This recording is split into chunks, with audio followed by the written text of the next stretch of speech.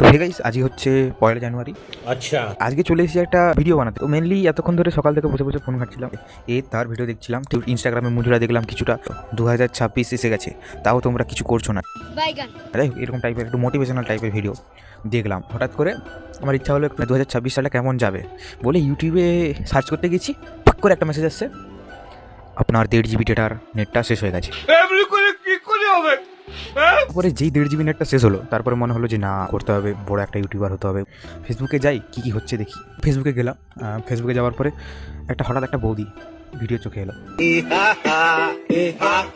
তো বৌদিটা ভিডিওতে বলছে, তো বন্ধুরা, আজকে আমি 7টায় লাইভ আসছি, তোমরা কে ভালোবাসা পেতে চাও চলে আসো। এই শালা মুশকিল হয়ে গেল। কচুপুরা কী দেখাবে, মানে কী বলতে চাচ্ছি 7টার সময় লাইভ।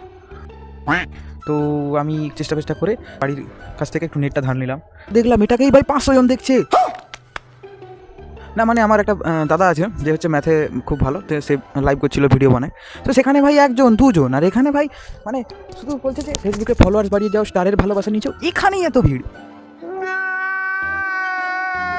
মানে কেন ভাই, কি কারণটা তো আছে নাকি? ভাই ট্যালেন্টটা কি পেছনে মানে বাথরুমে গেছে পায়খানা করতে নাকি? না মানে বলছিলাম আর কি।